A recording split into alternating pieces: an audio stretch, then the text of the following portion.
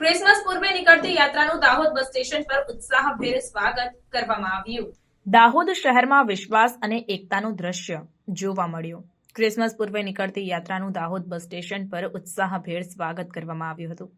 આ યાત્રાનું આયોજન કોંગ્રેસ સમિતિના પ્રમુખ આસિફ અલી સૈયદની આગેવાનીમાં કરવામાં આવ્યું હતું। દાહોદ શહેર કોંગ્રેસ સમિતિ દ્વારા આ યાત્રાનું ભવ્ય સ્વાગત કરવામાં આવ્યું। આ યાત્રામાં શહેરના નાગરિકો અને કોંગ્રેસના કાર્યકર્તાઓએ ભાગ લીધો હતો। યાત્રા દરમિયાન લોકોમાં ઉત્સાહ અને આનંદ જોવા મળ્યો। યાત્રાના માર્ગમાં લોકો દ્વારા ફૂલમાળા અને તાળીઓથી સ્વાગત કરવામાં આવ્યું। આ યાત્રા દાહોદ શહેરના વિવિધ વિસ્તારોમાંથી પસાર થઈ અને શહેરના મુખ્ય માર્ગો પરથી પસાર થઈ।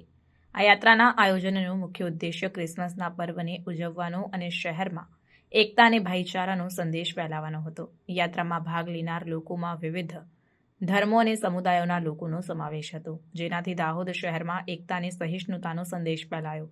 આસિફ અલી સૈયદે યાત્રાના અંતે પોતાના ભાષણમાં જણાવ્યું કે આ યાત્રા દાહોદ શહેરમાં વિશ્વાસ અને એકતાનો સંદેશ ફેલાવવાનો પ્રયાસ છે। અમે બધા એક છીએ અને આ પર્વે આપણે સૌને મળીને ઉજવવું જોઈએ। આ યાત્રાના આયોજનમાં દાહોદ શહેર કોંગ્રેસ સમિતિના સભ્યો અને કાર્યકર્તાઓએ મહેનત કરી હતી। યાત્રાના અંતે તમામ ઉપસ્થિતોને મીઠાઈ અને ફળો વિતરણ કરવામાં આવ્યા। આ યાત્રાએ દાહોદ શહેરમાં એકતા અને ભાઈચારાનું ઉદાહરણ પૂરું પાડ્યું। આ પ્રકારના કાર્યક્રમો દ્વારા દાહોદ શહેરમાં સૌહાર્દ અને સમરસતા વધે છે। આ યાત્રા દાહોદ શહેરના નાગરિકો માટે એક યાદગાર ઘટના બની છે અને આ યાત્રાના આયોજન માટે કોંગ્રેસ સમિતિને અભિનંદન આપવામાં આવ્યા।